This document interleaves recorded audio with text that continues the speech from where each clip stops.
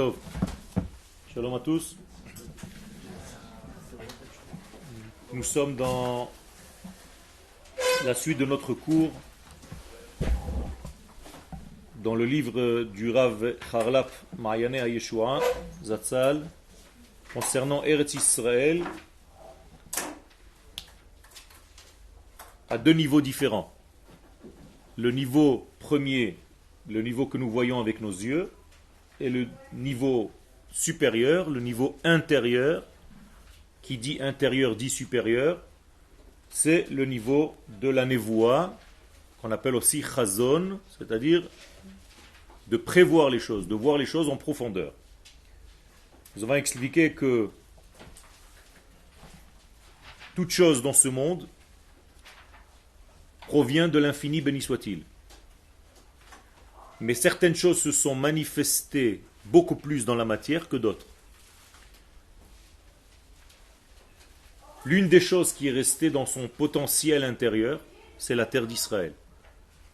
Ça veut dire que malgré le fait que la création du monde a eu lieu, qu'il s'est produit un passage entre l'infini et le fini, et que la terre est apparue, dans la terre, il est resté un domaine qui a gardé le souvenir de l'infini. Et l'endroit qui a gardé le souvenir de l'infini, c'est la terre d'Israël. Pourquoi ? Tout simplement parce que le passage entre l'infini et le fini est passé par l'intermédiaire de Eretz Israël. En d'autres termes, la terre d'Israël a été créée en premier. Donc c'est la première apparition de la matière, le premier passage de l'infini au fini. Ce qui veut dire que de la terre d'Israël, la suite du cosmos tout entier a été créée. Donc la terre d'Israël, de par cette nature-là, elle appartient aux 2 degrés. C'est-à-dire elle est encore avec un souvenir de l'infini qui a précédé, et elle est en même temps une partie du monde qui vient du monde de la matière. La même chose pour le peuple d'Israël. Le peuple d'Israël, puisque c'est la pensée première d'Akadosh Baruch Hu, Alou b'machshava techila, eh bien, lorsque l'humanité va apparaître dans le monde, il va rester une mémoire dans le monde qui va être encore liée à l'infini.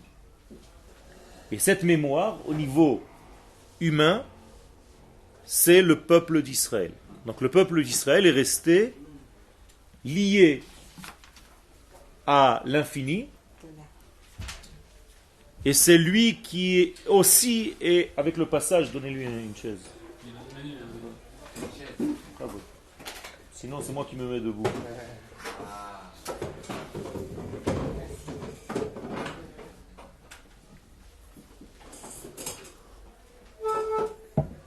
Donc l'être Israël a gardé en lui, dans sa neshama collective, puisque quand on parle d'Israël, c'est au niveau collectif, l'âme qui a été créée, pas les individus. Les individus, après, c'est un autre travail. Mais à l'intérieur de nous, le côté essentiel, c'est la neshama de Klal Israël. Eh bien, nous avons gardé à l'intérieur de nous un souvenir actif de ce qui était dans la pensée divine qui a précédé la création. Alors nous avons vu l'espace, nous avons vu l'homme, et la même chose au niveau du temps. Le temps est une création, c'est-à-dire que lorsque le monde est créé, il y a une introduction de la notion de temps qui n'existait pas avant la création du monde. Eh bien, le premier temps, si vous voulez, s'appelle Shabbat. Après ce Shabbat-là, commence à sortir des branches de ce Shabbat. C'est-à-dire c'est une matrice du temps, le Shabbat. Il est avant le temps. Il est la racine du temps dans ce monde. Et il est en même temps la pensée divine du temps. C'est-à-dire que le temps idéal, c'est Shabbat. L'homme idéal, c'est Israël. La terre idéale, c'est la terre d'Israël. Seulement, ce n'est pas encore dans leur apparition totale. Il faut faire un travail pour les faire apparaître. Ça, c'est l'idée première. C'est la matrice. Donc il faut que la terre d'Israël devienne ce qu'elle est dans son essence. Il faut que le peuple d'Israël redevienne ce qu'il est dans son essence. Il faut que nous arrivions à vivre notre temps au niveau du Shabbat. Et c'est pour ça que nous allons vers le Shabbat du temps. Yom shekulo Shabbat umnucha lechaya olamim. C'est Rav Charan qui a trouvé ça. C'est pas Rabbeinu qui a donné ça. Non. Tout ça, c'est la Torah du Rav Kook. Pour l'instant, on n'est pas en train de parler de ça. Je ne suis pas encore entré dans le texte. D'accord? Je vous fais un résumé de tout ce que nous avons vu, survolé. Ça veut dire que nous avons ici affaire à des souvenirs actifs, un zikaron, une mémoire, plutôt qu'un souvenir, de 3 degrés que nous devons réatteindre. Nous sommes donc une charnière entre l'infini et le fini. Et au niveau de l'être, Israël, et au niveau du temps, Shabbat, et au niveau de la terre d'Israël. Pour connaître la terre d'Israël, puisque c'est notre sujet pour l'instant, profondément, on ne peut pas, vous comprenez maintenant, nous suffire d'une étude superficielle. Puisque dans une étude superficielle, tu ne verras que le côté terrestre de la terre. Nous avons dit que la terre d'Israël est une charnière entre l'infini et le fini. Donc, pour comprendre le secret de la terre d'Israël, tu ne peux pas le faire avec une étude du premier degré. Et c'est ce que nous avons vu la dernière fois, que pour voir réellement la terre d'Israël, il faut étudier le sens profond de la Torah, et donc le sens profond de cette terre-là. Nous sommes donc dans le 3e paragraphe, Bechina Zot, Mitgalemet Beikar Beyachas Eretz Israël. Pour comprendre réellement le lien avec la terre d'Israël, Eretz HaNevoua, il faut comprendre que c'est la terre par laquelle la prophétie passe. Qu'est-ce que c'est que la prophétie? La parole divine à l'homme, adressée à l'homme. Ça veut dire que si Akadosh Baruch Hu, entre guillemets, descend sur terre, il emprunte un seul canal, Eretz Israël. C'est pour ça qu'on appelle cette terre la terre de la prophétie. Donc les prophètes sont des prophètes qui sont sur la terre. Les frontières de la terre d'Israël permettent la prophétie. Pourquoi? Justement parce que c'est encore une terre qui a gardé le souvenir et la mémoire de l'infini. Donc elle est capable, cette terre-là, de contenir, de recevoir les paroles de l'infini dans ce monde fini. Donc il n'est pas possible autrement. La même chose, Am Israël est le prophète des nations. C'est-à-dire, si on veut savoir ce que le divin veut, on est obligé de passer par Am Israël, par le peuple d'Israël, car c'est lui qui a reçu cette prophétie. Pourquoi? Parce qu'il est dans la mémoire divine, il a gardé encore une trace en lui de ce qu'il y avait avant. Donc il est capable d'entendre le avant et l'après. Ok? Non. Israël. D'accord? 3e degré, le Shabbat. Le Shabbat, c'est un temps qui n'en est pas un. C'est pour ça qu'on n'appelle pas le Shabbat Zman. Le Shabbat est un Yom. Il y a une grande différence entre Yom et Zman. Zman, c'est déjà lié au terrestre. Alors que Yom, c'est quelque chose de beaucoup plus profond. Donc les jours profonds ne s'appellent pas Zman, ils s'appellent Yom. Purim est appelé Yom. Yom HaKippurim est appelé Yom. Shabbat est appelé Yom. Alors que des temps s'appellent Zmanim. Donc il y a une différence. Donc le Yom, par définition, c'est le Shabbat. C'est le Shabbat à partir duquel nous fêtons toutes les fêtes. À tel point que la Gemara nous dit que quelqu'un qui profane Yom Tov, c'est comme s'il profanait le Shabbat. Pourquoi? Parce que Shabbat est à la racine de tous les temps. Et non seulement Yom Tov, mais si tu profanes tes jours normaux, tu ne les remplis pas de Kodesh, tu ne les relis pas au Shabbat, qui est la source du temps, bien même tes jours sont gaspillés. Et les jours qui sont gaspillés, c'est parce qu'ils n'ont pas été reliés au Shabbat du temps. Qu'est-ce que cela veut dire de facto? Ça veut dire qu'à chaque fois que je fais quelque chose, je dois donner un sens shabbatique à ce que je suis en train de faire. Et donc les sages vont vous donner des exemples. Quand j'achète, je ne sais pas moi, un poulet, je dis pour Shabbat. Et si demain je trouve un plus beau, je dis aussi pour Shabbat. Et l'autre, je le mange. Et pourquoi? J'ai un seul but dans la vie, c'est d'arriver à mon Shabbat. Toute ma référence, c'est le Shabbat. Vous comprenez ce que ça veut dire? Ça veut dire que mon idéal de vie, c'est un temps shabbatique, où mon âme et mon corps profitent tous les deux. Et non pas seulement découpés de ce monde. Quel? Pourquoi s'il y a ces Shabbat, on doit vivre comme ça? Pourquoi Dieu il a pas fait en sorte que quand c'est parce que ça? Ben, on fait ça, on doit arriver à ça, mais Akadosh Baruch Hu n'a pas créé le Shabbat directement, il nous a laissé une place. Asher bara Elohim la asot. Rappelez-vous de ce verset, la place qu'Akadosh Baruch Hu nous a laissée, la asot, qui signifie tikkun, nous devons participer à l'accès au Shabbat. Pour accéder au Shabbat, nous devons être associés à Akadosh Baruch Hu.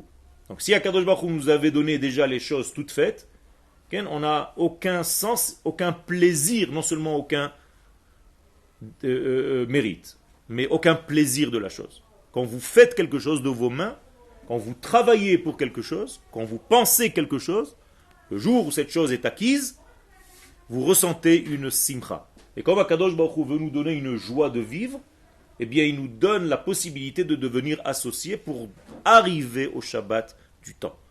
Donc, qu'est-ce que nous devons faire pendant les 6 jours de la semaine? Préparer notre Shabbat. Alors c'est au niveau semaine, hebdomadaire, mais c'est au niveau du temps, bien entendu. Nous sommes dans les 6000 ans, comme les 6 jours de la semaine, pour arriver au 7e millénaire, pour arriver au Shabbat. Donc nous avons 6000 ans, comme nous avons 6 jours dans la semaine. Et comme dans les sphères spirituelles, il y a 6 sphères qui accèdent à la 7e sphère, qui est le dévoilement, la Malchut. Donc tout est basé sur le chiffre 6, qui, le chiffre 6, indique les directions et les sens, okay? Pas l'apostrophe, les sens de toute l'existence. C'est-à-dire le nord, le sud, l'est et l'ouest, le haut et le bas.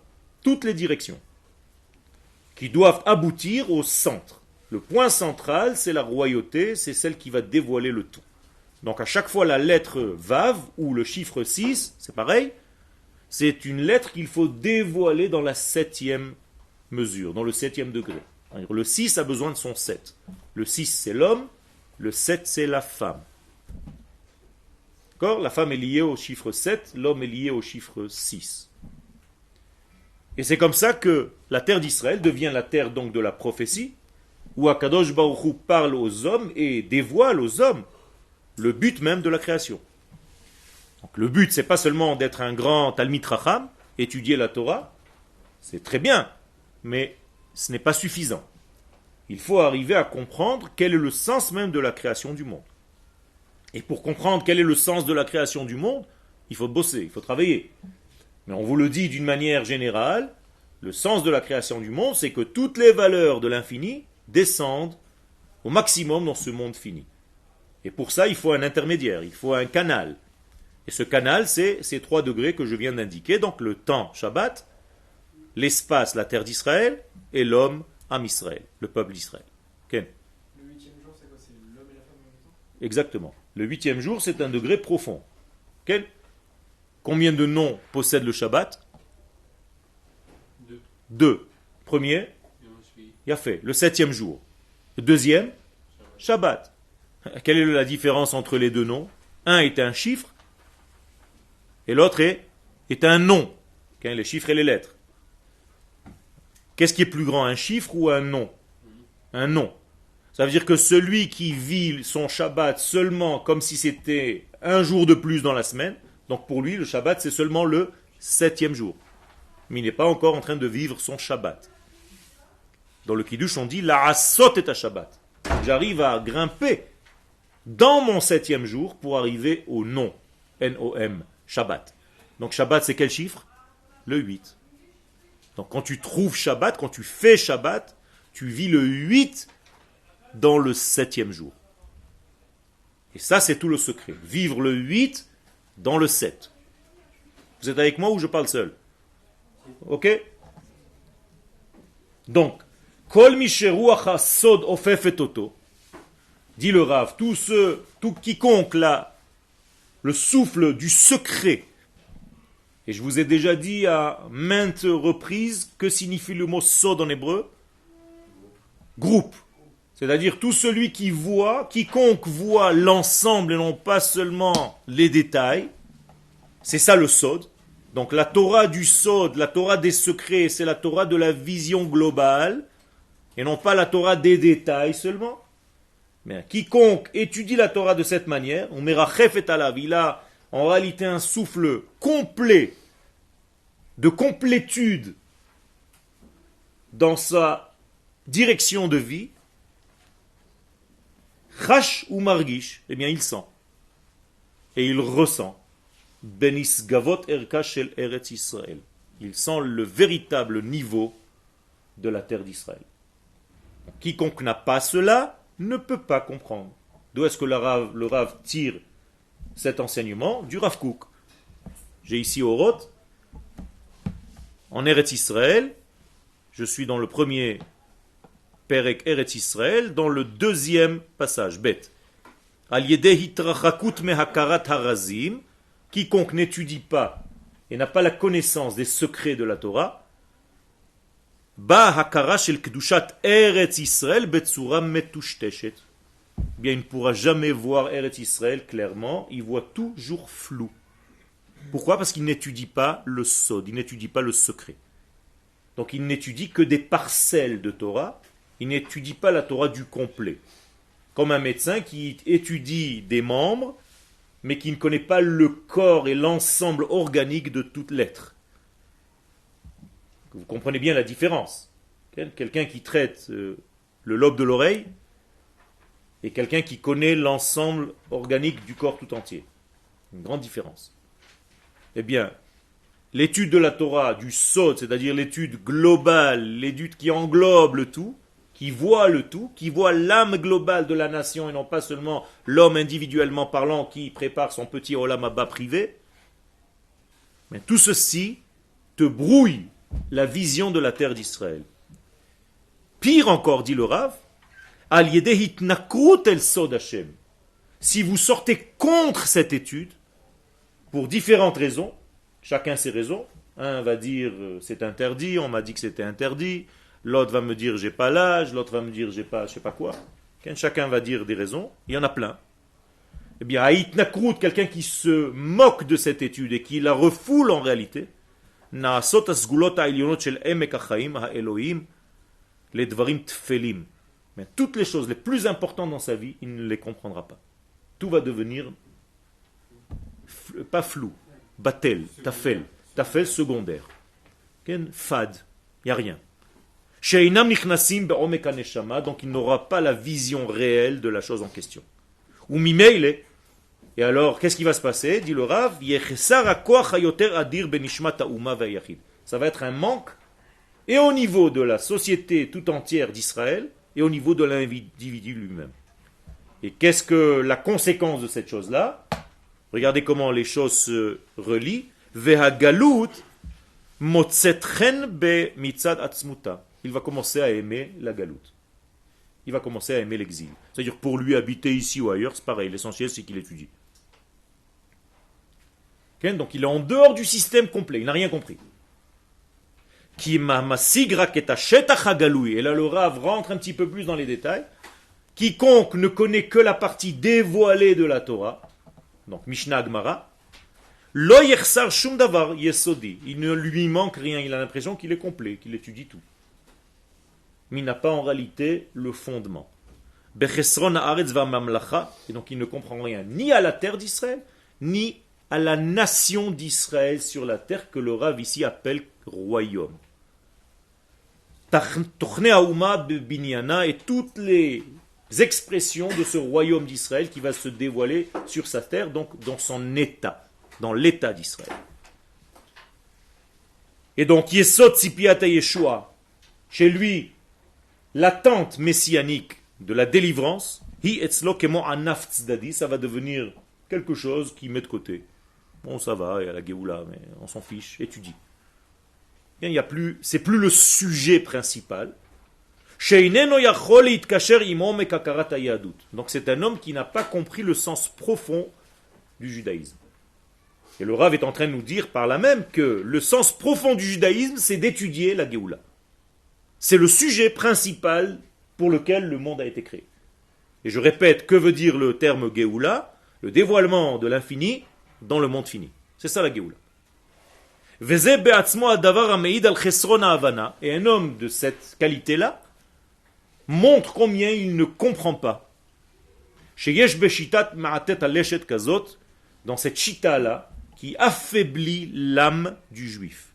Donc la chita qui n'étudie pas le secret et qui ne met pas le secret au même niveau que son étude.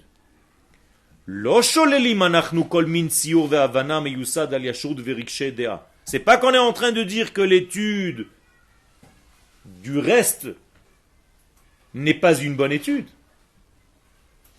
Pas du tout. Elle donne à l'homme une partie de ce qu'il doit être, nécessairement. Le problème, c'est que si la partie du secret n'existe pas, c'est comme s'il y avait un corps sans neshama. Et donc, il y aura une grande ashpa, sur le souffle, l'esprit même de la nation d'Israël. Et là, la conclusion, je termine avec ça, les passages du Rav Kook, le bet, ze asson, il dit c'est une catastrophe. She'anu chayavim lilchomoto, que nous devons combattre. C'est-à-dire, il faut combattre ce système-là de pensée qui éloigne de notre étude la vision profonde de la Torah. Be'etza ou bitvuna, et pour cela il faut beaucoup de bon sens, il faut beaucoup de discernement. Bekdusha ou bekvura, il faut une sainteté, mais en même temps il faut de la force et savoir ce que tu es en train de dire. Ok. Nous, pourquoi on sert Hachem, c'est pour se rapprocher de lui? Non, on ne sert pas Hachem pour se rapprocher de lui. On sert Hachem pour qu'il se rapproche de nous. Voilà. Ok. Mais pas pour qu'il se rapproche de nous au niveau individuel, pour que je devienne un canal par lequel il passe pour le monde entier, pas pour moi. D'accord. Mais ce que je veux dire, c'est que après, il y a plusieurs façons d'atteindre cet objectif. Tout à fait. C'est ça la différence entre les différents. Mais il y a une vision globale que l'homme doit... Mais c'est pas justement, c'est pas entre guillemets problématique de lier, Non. De lier le secret et le. Pas du tout, au contraire. Parce que on va dire que Maïmonide, par exemple, il était pas du tout axé sur le secret. Il le connaissait, mais il n'en parlait pas. Il pensait qu'il fallait pas en parler. Non, pas du tout. Il n'en parlait pas, c'est tout. C'est-à-dire qu'il a dirigé volontairement sa vie pour nous donner quand même une manière de vivre. C'est-à-dire que ça aussi c'est important, comme je viens de le dire. C'est-à-dire j'ai besoin de savoir comment je vis. C'est à son époque qu'il avait besoin de ça. Ça veut dire que le peuple, sans les halachot du Rambam, le Shmona, le Yad HaChazaka, le Mishneh Torah, eh bien, on n'aurait pas fini la Gemara tout entière. C'est-à-dire il a pris toutes les Gemarot, et il dit même que c'est même pas la peine d'étudier la Gemara. Alors tu n'étudies pas la Gemara? Tu étudies. Ça veut dire quoi? Ça veut dire que si tu veux comprendre immédiatement la halacha, va voir le Yad HaChazaka du Rambam. Et à son époque, c'est très important de savoir comment faire les choses. Mais il ne dit pas, chas v'shalom, que la partie intérieure n'existe pas. Seulement lui a préféré mettre tous les jours de sa vie. C'est pas comme ça qu'il faut travailler. Non, il dit pas ça. Il dit pas ça. Parce qu'il donne une méthode pour arriver Au niveau de la halakha. Non, aussi au niveau du moussard, avec les chemins pratiques. Mais c'est tout ça, c'est pour arriver à comment faire. D'accord? Aujourd'hui, on n'est plus dans le comment faire seulement, on est dans le pourquoi faire. Et donc c'est une grande différence dans le temps. Et il faut accepter que les périodes changent et qu'il y a une évolution dans le monde et dans le peuple d'Israël. Okay? Quand tu manges, est-ce que tu manges que des entrées? Non. À chaque fois que tu manges une entrée, un plat principal, un dessert. Alors est-ce qu'il n'y a pas de contradiction entre une glace et un morceau de poulet? Non, il n'y a pas de contradiction. Chaque partie fait partie du repas. C'est-à-dire le repas est composé de 4 degrés, comme l'étude de la Torah. Mais pourtant, lui, dans sa perfection personnelle, qu'il Voilà. faut pour le peuple juif, il ne dit pas qu'il faut étudier le sol et que c'est ça qu'il faut faire. Il te dit, Et j'ai pas aussi qu'il faut nous parler. Non, mais je vois. il te dit qu'il faut arriver à vivre la halakha tel qu'il te l'a dit. Mais il t'a pas dit qu'il n'y a pas d'autres degrés. Non, mais Rav, Viennent les autres et vont compléter. Le Rambam, c'est pas le seul. Rav, il y a du sod Ken dans l'Ilchot. Mais voilà, c'est rempli de sod. Donc le Rambam n'est pas le seul. Il y a le Ramban juste à côté qui vient compléter le Rambam. C'est pas difficile, c'est pas un problème de lier les deux méthodes. Non, non, non, non, non. Il n'y a aucun problème. Il y a un problème de lier ta neshama et ton corps. Le problème, c'est de ne pas les lier. Mais non, mais on peut pas dire que le Rambam, ce qu'il écrit, ça fait pas travailler les chamas. Le Rambam, ce qu'il fait, c'est... Donc tu es en train de contredire ce que tu as dit tout à l'heure. Ben oui. Ben oui. Puisque ce que tu es en train de dire du Rambam, tu es en train de dire qu'il est en train de faire travailler sa neshama dans cette étude. Ça veut dire qu'il conçoit qu'il y a une partie secrète. Son étude, elle contient en elle une partie secrète qui déjà donne une façon de voir à ta neshama, à ton corps. Mais qui n'est pas, ce que je veux dire, c'est que cette façon secrète, c'est pas ce que je veux dire vraiment la Kabbalah. Enfin, c'est pas les secrets. Tu sais ce que ça veut dire la Kabbalah? C'est pas les secrets. Non, mais est-ce que tu as étudié la Kabbalah? Bah, un peu, tout ce qu'on fait, il y a, de nos jours, presque tout, il y a énormément de trucs qui sont tirés de la Kabbalah, du Zohar. Nachon. Et tu crois que le Rambam ne savait pas ça? Je dis pas que le Rambam, il savait pas ça, mais il n'a pas enseigné qu'il fallait, pour atteindre Dieu, il fallait enseigner ça. C'est ce que je suis en train de te dire. Tu as pris le Rambam comme une référence unique. Mais pourtant, il dit qu'on peut atteindre son âme et Dieu sans ça. Nachon. C'est une partie correspondante à une époque, mais tu ne peux pas prendre un grand d'Israël et faire comme s'il n'y avait rien à côté. Ok? Il y a des gdolim à côté. Donc ça veut dire qu'il y a chacun avec sa manière de voir, chacun, c'est comme les doigts de la main. Mais est-ce que finalement, mélanger, c'est pas mélanger tout Je suis en train d'expliquer que non. Il n'y a pas un problème de mélanger parce que tu ne mélanges pas les choses. C'est comme si tu me disais que l'homme n'est que le corps. Pas du tout.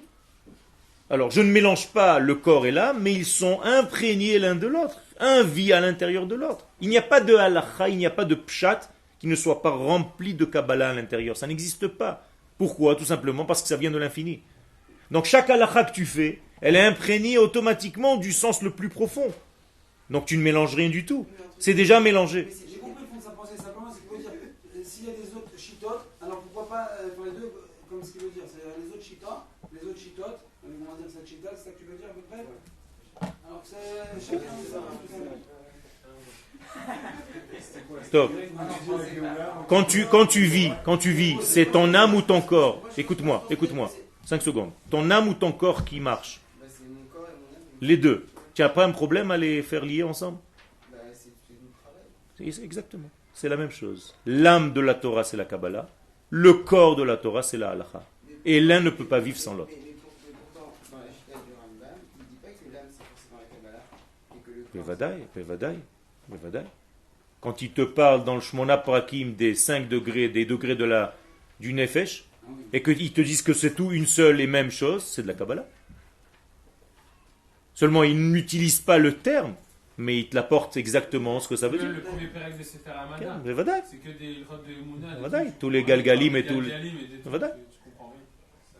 Ça veut dire qu'il y a à l'intérieur, il n'a pas utilisé les termes kabbalistiques entre guillemets, mais il en parle normalement, naturellement. On ne peut pas séparer les choses. Si tu sépares les choses, c'est comme si tu séparais le corps de l'âme, donc le corps ne peut pas exister sans la neshama. Chaque lettre est imprégnée déjà d'infini. Quand il te dit en ouvrant son livre, Ken, tu dois savoir et être persuadé et réaliser qu'il y a un être suprême, unique, Ken, duquel tout est vivant. C'est quoi ça? la Kabbalah, C'est pas de la Kabbalah. c'est du pshat. Ça c'est du pshat. C'est extrêmement du pshat. Tu peux comprendre, explique-moi au niveau du pshat comment nous vivons de l'infini. Bah, on vit d'un créateur qui a tout créé. Et ça c'est du pshat. Bah, ouais. Pas du tout. Le pshat c'est ce que tu touches et ce qui est réel dans ton action. C'est la Ah Kabbalah. non, c'est pas... Ah non, bien sûr, non, c'est sûr que c'est pas du pshat. C'est de ça que je suis en train de parler. Ça veut dire que le Rav est en train d'utiliser des valeurs qui sont infinies, mais qui sont habillées dans des vecteurs de chaque jour. C'est tout. Donc est-ce que c'est ta main qui écrit? Non. J'ai jamais vu une main écrire, moi. C'est ton âme qui écrit à travers l'instrument qui s'appelle ta main. D'accord? C'est tout. C'est la même chose. Quelqu'un qui dort, je peux lui mettre un stylo, il est toujours vivant, et je lui demande d'écrire, ni il m'entend, ni il me voit, ni il me sent, ni il me goûte, et il vit, il n'est pas mort. Et je lui mets un stylo dans la main, et je lui demande d'écrire, il comprend rien du tout, il fait rien du tout. Pourquoi? Parce que sa neshama n'est plus là dans son ensemble. Ça veut dire il est comme un légume. Au moment où sa neshama revient dans son corps, donc le lien des deux, va faire en sorte que sa neshama va donner un ordre à son ange qui s'appelle la main, en l'occurrence, pour écrire. Ça, c'est un ange. Je demande à mon ange d'aller lever ce verre et de le reposer. Oui, mais ce que je veux dire, c'est que dans la Kabbalah de Maïmonide, parce que quand vous appelez la Kabbalah de Maïmonide, c'est pas pareil. Mais j'ai pas dit que c'était pareil. Oui, Pas besoin d'être pareil. mais est-ce que- Chacun a une manière, une chacun- approche. Voilà. D'accord. Ce que je pense, c'est D'accord. chacun, si le Rambam- Je suis tout à fait d'accord. qui dit c'est Mais j'ai vrai, pas dit ça, j'ai mais pas c'est parlé un de point ça. vue. Mais moi, ce que je veux vous dire, c'est que le problème, c'est que de mêler les points de vue, c'est- Mais tu es obligé d'étudier tout le monde. Est-ce que tu as étudié le Ramban? non, enfin, un petit peu. Quoi. Pourquoi? Pourquoi tu n'étudies pas que le Rambam toute ta vie? Parce que bah, justement, peut-être c'est une bonne question, parce que C'est ce que je suis en train de te poser. Est-ce que nous faisons ça? non, Pourquoi? mais c'est très bien. Mais justement. Mais les sages nous disent que c'est pas comme ça que tu étudies. C'est pour ça que je t'ai donné l'image de tout à l'heure. Tu ne peux pas manger que des entrées toute ta vie. Enfin, ce que je veux dire, c'est que bon, ouais, je sais pas, c'est pas. Ok. Tu as besoin de savoir que ton être est divisé en plusieurs niveaux. Il est sage. Maïmonide, il dit pas ça. Et il y a, encore une fois, tu prends Maïmonide comme si Maïmonide avait dit des choses contre tout le monde autour et qu'il a dit ma Torah c'est la seule, c'est moi maintenant Moshe Rabbeinu, c'est fini, oubliez tout le reste. Il n'a jamais dit ça. D'accord? Ça veut dire quoi? Ça veut dire je vous donne mon aspect à moi, c'est important ce que tu dis. Mais chacun va donner son aspect et toi tu dois construire ta vie. C'est pas parce que j'étudie le Rav Kook que je ne vais plus étudier Rashi. Ou Rabbi Nachman, ou Rabbi Shneor Zalman. Ken, je suis obligé d'être imprégné de tous les degrés parce que je suis quelqu'un qui est complexe. Je ne suis pas une poupée qui vit qu'à un seul degré de sa vie. Je vis à tous les degrés. C'est comme si je te pose la question maintenant, qui en toi est en train d'étudier maintenant la Torah? Quelle partie de toi? Pas du tout, tout entier. Si c'est que ton esprit, c'est pas la vraie étude. Tu comprends? Donc tu dois être dans le sentiment, dans le ressenti, dans le cervical, dans le potentiel imaginaire, dans ton corps, tout. Kol atzmotai tomarna Hashem mikamocha. Je dois être une entité entière. Je ne peux pas séparer les morceaux. Séparer les morceaux, c'est vivre dans une folie, chas v'shalom. Et c'est ça la maladie. C'est pour ça que je ne comprends pas que vous dites il y a des gens qui sont faits pour la peinture, il y a des gens qui sont faits pour ceci, pour Quel- cela. quel- Parce qu'en vrai, la peinture, c'est un aspect de la vie. Nachol. C'est- on utilise- Nachol. Mais il y a des gens qui vont donner le poids. Mais j'ai dit ça parce que je répète ce que je dis, comme j'ai répété le Rambam. Il y a des gens qui sont plus portés, plus facilement chez eux, ce côté-là qu'un autre. C'est tout. Ok, mais ils doivent se développer quand même. S'ils peuvent le faire, bien entendu. Mais la plupart des gens ne peuvent pas le faire. D'abord, ils n'ont pas le temps de tout développer. Une volonté. Et il faut en plus comme il dit, une volonté. Et en plus de ça, tu vois que tu réussis dans certaines matières plus que dans d'autres. Ce n'est pas la peine que si mon fils n'est pas mathématicien dans sa tête, que je le bourre de mathématiques. S'il est plus doué pour l'art, je vais lui dire, écoute, notre vie, elle n'est pas très longue, de 80 bli'ainara, encore c'est beaucoup. Alors, investis-toi dans un degré, ça ne veut pas dire que les autres sont fausses. Mais toi, tu es bon, excelle dans ce que tu fais. C'est tout. D'accord? Donc, nous revenons à notre texte.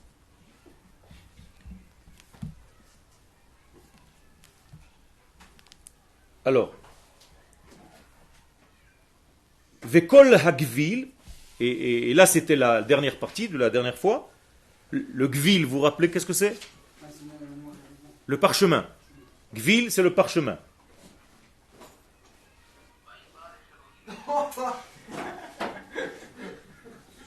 Un accent sfarad. Qu'est-ce que c'est Gvil? De quel mot vient le mot Gvil? Go. Qu'est-ce que c'est go en hébreu? Oui, go, pas en anglais, en hébreu. Non. Qu'est-ce que ça veut dire go en hébreu? Non, allez, c'est en anglais. Go, c'est l'intérieur. D'accord? Go. Yesh dvarim be go. D'accord? Ah, les Lego. Go. Gimel Vav. Ça veut dire à chaque fois que tu parles de Go, Gimel Vav, en araméen Gve, ça veut dire intériorité. Et extérieur, comment on dit? Bar. D'accord? Bar dehors, Go à l'intérieur. Donc Gvil, ça sous-entend une forme intérieure. C'est rapport avec le parchemin. Alors justement, le parchemin est intérieur par rapport à quoi? Aux lettres. Ça veut dire que quand vous regardez un texte, ne serait-ce que le texte que vous avez devant les yeux maintenant, vous voyez un parchemin qui est blanc, et vous voyez des lettres noires plaquées sur le blanc. Les lettres sont de l'extériorité, c'est-à-dire un dévoilement, et le blanc c'est de l'intériorité, c'est-à-dire de l'ordre de la neshama. Comment est-ce que je fais pour écrire une lettre? Je peins une partie du blanc. Qu'est-ce que ça veut dire donc peindre une partie du blanc? Habiller. Je mets un vêtement. Ici c'est de l'encre noire. D'accord? Je mets de l'encre noire sur une partie du blanc. D'accord? Autrement dit, tout le texte était déjà où? Dans le parchemin blanc. Mais ne se voit de ce parchemin blanc que ce que j'ai pu habiller. Comme notre neshama. Notre neshama, comment est-ce qu'elle est en train de parler à travers ma bouche? C'est ma neshama qui parle. Pourquoi elle se dévoile?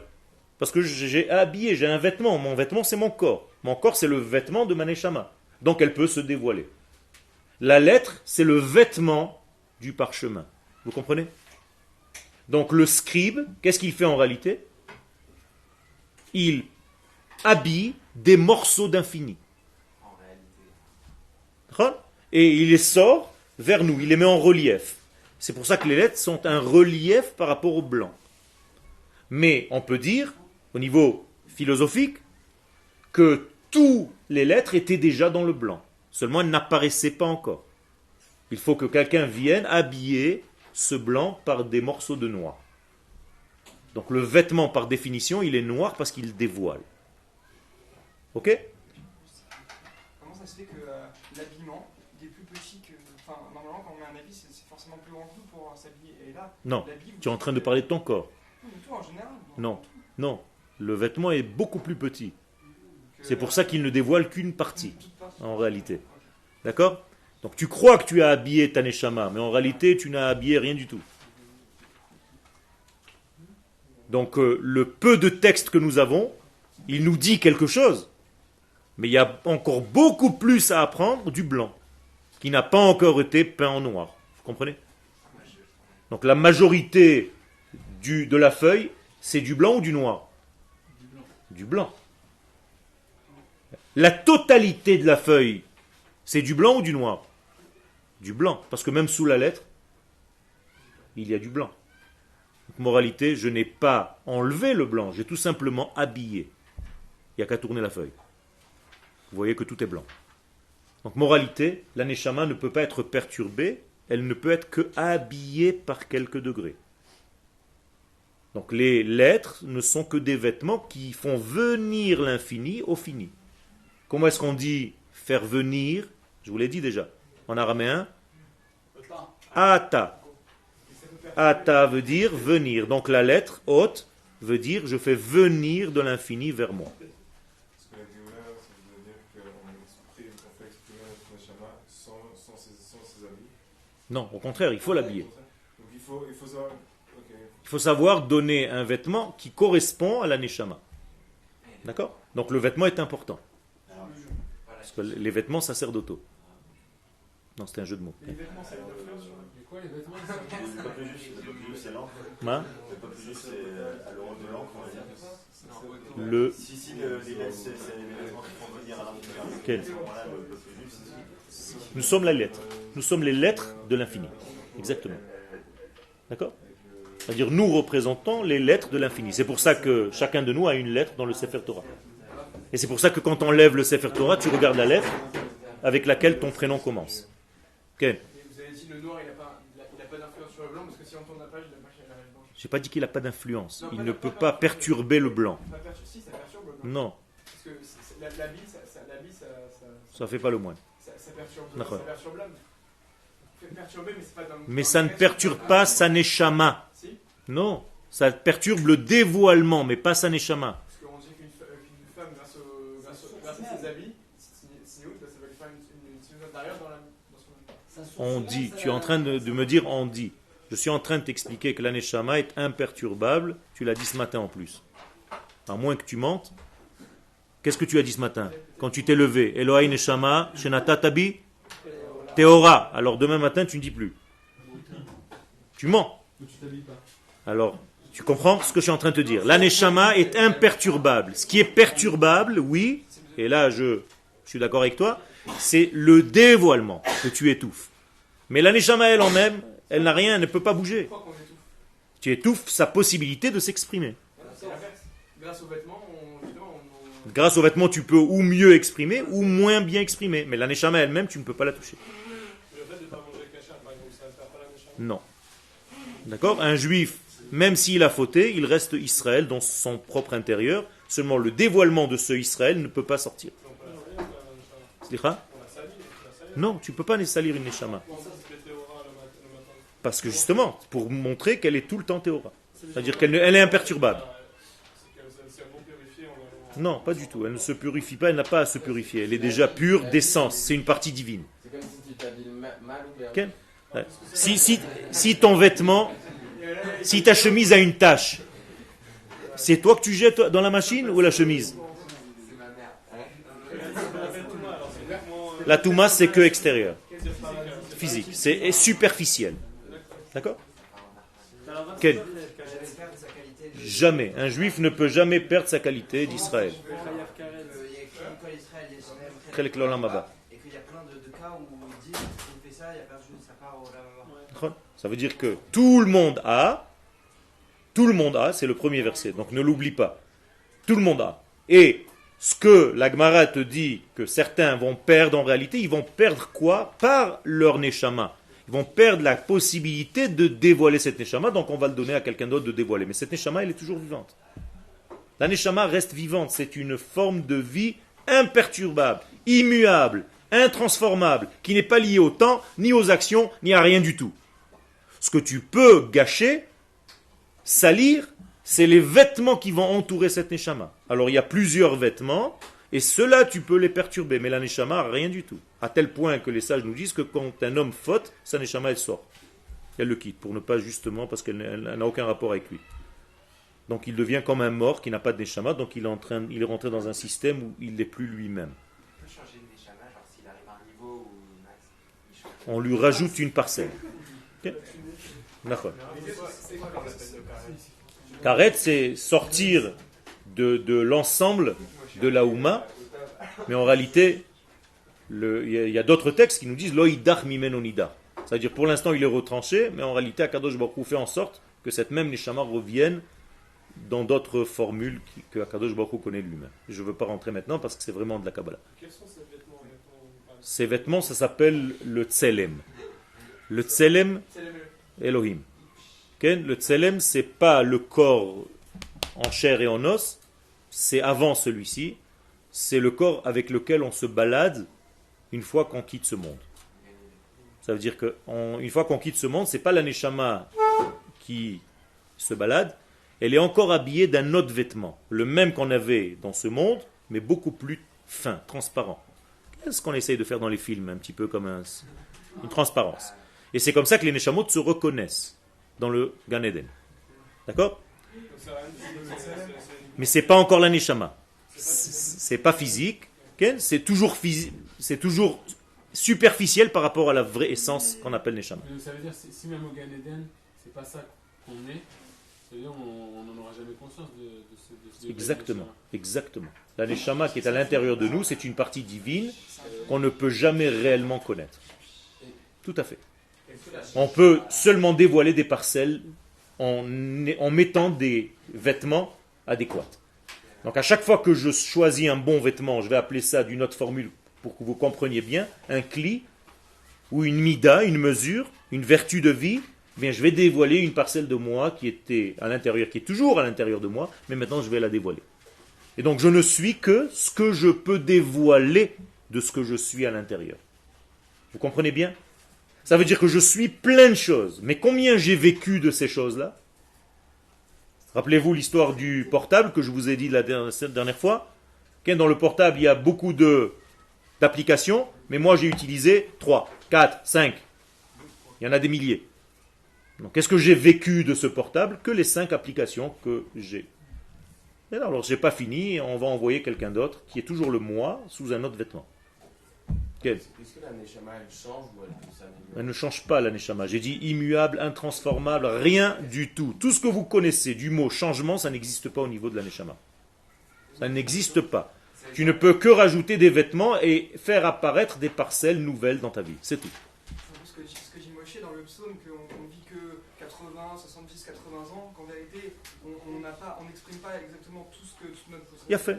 On est très très limité par nos actes. Nahon, exactement. On peut pas tout- Et donc les lettres, ce sont nos actes. Voilà. Les lettres, c'est Israël. Donc chacun de nous a une lettre qu'il doit développer pour développer la Neshama qui est en lui au maximum.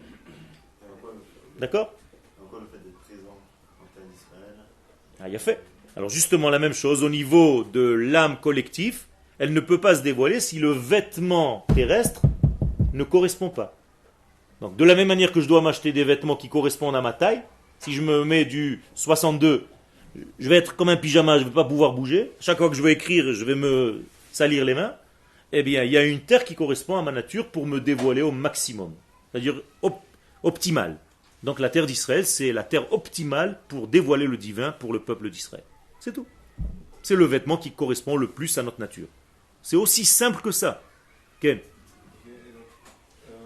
que pour trouver notre lettre qui nous correspond, parce qu'il n'y a qu'à travers la Kouva et la Ketoucha qu'on peut faire ça? Ken.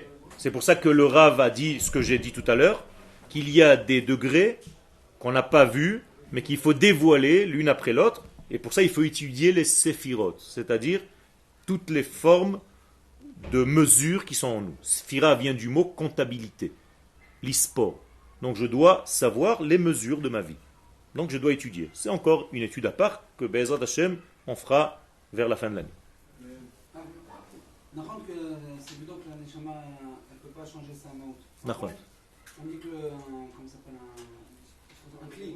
Un cli, Nahon, il ne peut pas recevoir plus que ce qu'il faut. Nahon. Je vais attaquer les. Nahon. Si on va dans cet esprit-là, alors pourquoi quand quelqu'un maintenant il fera des efforts, il arrivera à surmonter des choses qu'avant il n'aura pas réussi quand il ne connaissait pas. Ça veut dire יותר הוא מעלה בדרגה שלו, quand l'autre זה בדרגה, כאילו הוא מעלה, אז אומרים שמה, איזה נשמה. Mais en fait, c'est pas ça. Je vais t'expliquer les choses. J'ai bien compris, j'ai compris ta question. Est-ce que vous vous rappelez de la prophétie de la femme Shunamite qui n'avait plus d'argent pour payer ceux à qui il devait de l'argent? Et le prophète lui dit, va prendre des marmites et des casseroles et tous les kélim qui sont chez tes voisines. Qu'est-ce qu'elle a fait? Elle est allée chez tous les voisins, elle a emprunté toutes les casseroles, tout ce qui était possible de remplir. Et chaque fois qu'elle amenait une casserole, elle se remplissait. Si elle avait pu apporter un bateau, il se serait rempli. Autrement dit, sa neshama était infinie. De base, elle est une partie divine. Chelek Eloha Mima'al. Ça veut dire que ce que tu vas dévoiler dans ta vie, c'est seulement les ustensiles que tu auras présentés. Si tu viens avec un verre de 33 centilitres, eh bien on va te donner 33 centilitres de connaissances. Demain, tu vas venir avec un désir beaucoup plus fort de rentrer dans l'étude et tu vas faire les efforts, ton cli va s'élargir, tu vas recevoir plus, mais c'est la même neshama, elle n'a pas bougé. Chaque personne peut venir avec. C'est comme un fût avec de l'infini à l'intérieur et toi tu fais un trou. Tu fais un trou, qu'est-ce qui se passe? Tiens, un verre d'eau. Maintenant tu peux te dire, ça ne me suffit pas, je veux au moins 3 robinets. Et tu fais 3 trous. Mais c'est la même chose qui est dedans, qui sort sous 3 robinets. Maintenant tu vas faire un gros trou, tu vas avoir un gros canal qui va sortir, mais c'est la même chose, c'est toujours l'essence qui est à l'intérieur. Seulement l'arrivée va être beaucoup plus grande, moins grande, selon ce que tu auras présenté comme ustensile. Donc tout dépend de l'ustensile. Comment moi je présente la chose. Chaque personne ici peut arriver. Bevadaï. Matai yagiu ma'asai le ma'aseh avotai Avraham, Yitzhak ve Yaakov. Quand est-ce que je pourrais arriver au niveau de Avraham, Yitzhak et Yaakov dans leurs actions? Alors quelqu'un qui ne sait pas ça, il te dit mais ça va quand même, Yitzhak, Avraham, arrête. Pas du tout. Tu as une neshama divine. Si tu développes en toi le désir de recevoir, le vrai désir, c'est ça le cli, tu ne vas pas t'élargir, tu ne vas pas grossir. Hein. Grossir, ça veut dire vouloir plus. Ton ratson va changer. Bien, si ton ratson change, au point où tu veux des choses réellement, bien, tu vas le recevoir. Tu vas fabriquer toi-même comme un ustensile de réception. C'est tout. Okay. Mais qu'est-ce que ça veut dire quand on dit qu'on est en adéquation avec son âme? Ça veut dire que tu ne présentes pas les ustensiles adéquats, c'est tout. Au lieu de... Ton âme, elle pèse, je sais pas moi, 1 tonne, et tu lui portes un petit verre en plastique qui ne va pas tenir par rapport à la grandeur. Donc, à quoi tu joues? Ça veut dire que... Et je vais le traduire maintenant avec des mots simples. Tes désirs ne sont pas à la hauteur de ta neshama. Tu veux des bêtises à la place de vouloir la vraie lumière. Tu perds ton temps à chercher, à jouer avec des bêtises, alors que tu peux vouloir d'autres choses. Mais tu n'as pas appris à vouloir autre chose, parce que tu te suffis du petit niveau dans lequel tu es. Et c'est ça le problème. Donc on se fait petit, et là je rentre une phase psychologique, on a peur de grandir. C'est tout. Chacun de nous a peur de grandir quelque part. Parce que ça lui convient bien, il est un petit peu sous la protection de l'un, de l'autre, de machin.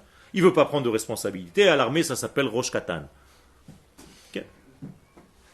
Donc quand on dit ceux qui veulent rentrer dans ce bunker un pas en avant, eh tout le monde fait un pas en arrière, il y a un qui reste devant. Mais dans l'armée Israël, ça ne marche pas comme ça. Les gens veulent. Ça veut dire que l'esprit Israël, c'est un esprit qui veut grandir. C'est pour ça que notre génération, et là je reviens à ce que tu disais, c'était très important, la génération aujourd'hui veut savoir comment, et pas seulement pourquoi. Qu'est-ce que pourquoi et pas seulement comment. D'accord? Donc il faut donner à cette génération les ustensiles et la lumière qu'elle aspire, cette génération. Sinon, elle va aller le chercher au Tibet ou en Chine. Okay. Pourquoi je dis ça? C'est parce que Rav Cherki nous a dit que, comme par exemple Abraham, il s'est appelé Abraham, c'est parce qu'il était en... Tout simplement, on lui a rajouté une lampe pour dévoiler une phase de plus de sa même Neshama. C'est tout. C'est pas un changement d'être. C'est tout simplement, on lui a apporté une nouvelle cartouche pour dévoiler plus. C'est tout. On lui a rajouté une lettre. C'est énorme. Mais c'est pas sa Neshama qui a changé. Attention. Son désir qui a changé. Non, exactement. Sa manière de voir, d'appréhender la vie a changé. Son mazal qui a changé. Mazal, il a changé. qu'est-ce que c'est mazal? Écoulement. Désir, encore une fois, Nezila. Mazal, Nezila. Ça veut dire j'ai changé l'écoulement. L'exemple que je vous ai donné tout à l'heure avec le fût. Donc son mazal a changé, ça veut dire j'ai changé l'écoulement de la même chose qui venait en moi. Maintenant ça coule plus. C'est tout. Vous comprenez comment ça marche le système? On ne peut pas bouger, changer à l'intérieur. Ce qui bouge en nous, c'est tout simplement la capacité à recevoir, à capter les choses. Agrandis ton... Comment ça s'appelle? C'est la tzalachat, ta parabole. Eh bien, tu recevras plus. C'est tout. Agrandis ta capacité à recevoir des ondes. Eh bien, tu capteras toutes les radios du monde. On va dire, je ne suis pas apte à recevoir. Ça, c'est encore une fois, c'est ce que je t'ai dit, la peur de grandir. C'est sur ça qu'il faut faire tchouva. Okay, sur ça, okay. C'est sur ça qu'il faut faire tchouva. Ça veut dire que... Alors, cette parabole-là, vous êtes d'accord avec moi que je peux capter toutes les émissions du monde? Mais ça dépend de mon transistor. Non, mais d'un côté, il ne faut pas avoir peur de grandir, il faut vouloir grandir, mais d'un autre côté, pourquoi moi je devrais grandir et pas un autre? Mais je t'ai pas parlé de l'autre maintenant, je t'ai parlé de toi. Pourquoi tu dis que l'autre ne doit pas? Chacun de nous doit grandir, et quelle est la taille qui nous convient? C'est la taille de ce qu'Akadosh Baruch Hu a voulu quand il nous a créés, c'est-à-dire devenir des révélateurs de son nom sur terre. Tu sais ce que ça veut dire, révéler l'infini sur terre? Il faut avoir une parabole, c'est pas une parabole, ce qu'il faut avoir, c'est un parapluie et de milliards de kilomètres carrés. Tu es d'accord? Pour capter l'infini, pas pour capter des émissions. Si déjà dans ce monde je dois élargir mon poste transistor pour recevoir, à plus forte raison pour recevoir le divin.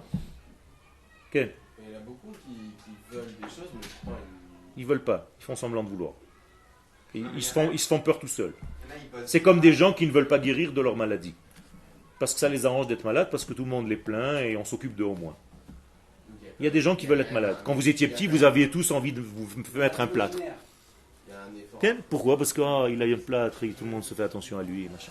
Il y a un effort à fournir. Alors. Il y a un effort. Bevadaï. C'est pour ça que je vous ai dit tout à l'heure, la teshuva, qu'il faut véritablement travailler en nous, c'est de ne plus avoir peur de grandir. On peut pas dire que tous les malades ils veulent pas se faire guérir. J'ai dit que les malades, beaucoup de malades, ne veulent pas guérir parce que ça les arrange d'être malades. Et c'est pour ça qu'ils n'expriment pas en réalité l'essence même de leur maladie. Dans le mot en français maladie, tu entends mal à dire. Il a du mal à dire. Ce qu'il a vraiment. Il a du mal à dire. Si tu dis bien, si tu exprimes, bien tu te dégages. Tu sors. Donc la guérison, elle passe toujours par la parole, d'abord. Pensée, parole et acte. Et il y a des gens qui ont déjà guéri à l'intérieur d'eux, mais qui ne veulent pas croire qu'ils ont guéri, donc ils continuent à être malades. Et tu peux devenir malade à volonté. Si demain tu ne veux pas aller à l'école, tu peux finir par vomir en fin de soirée. Et avoir de la fièvre. Tout est dans la tête. Et dans la manière de vouloir la vie. Donc c'est à nous de changer notre façon de voir. Je ne vous dis pas des bêtises, ce sont des choses qui sont réelles, aujourd'hui prouvables. Il y a des gens aujourd'hui qui marchent sur le feu. Pourquoi? Qu'est-ce qu'ils ont de plus que toi ou de moins que toi? On les a tout simplement hypnotisés pour les convaincre que ce n'est pas chaud. C'est pas bizarre ça? Pourtant c'est la même peau, c'est la même chair. Le type il s'enfonce des épées, des machins de partout, des trous de... C'est quoi ça? Eh bien c'est la même chose. C'est tout à l'intérieur de toi. Je peux t'hypnotiser maintenant et te prouver qu'il fait froid. Tu vas commencer à geler, à claquer des dents et tout. Et il fait 40 degrés dehors. Vous comprenez comment ça marche? Donc faites attention à ça. Ne croyez pas que notre âme, elle est toute petite comme ça et je dévoile, machin. Non, elle est immense, notre neshama. Elle est divine. C'est une partie du divin. Et si j'arrive à dévoiler 1%, alvaï. Le Harizal nous dit que nous avons 25 parties de notre neshama à révéler durant notre vie. Et bien entendu, la différence entre un degré et un autre de ces 25, c'est comme la différence entre un chien et un homme. Alors, imaginez-vous jusqu'où on peut aller. On a du boulot. Toda Rabba.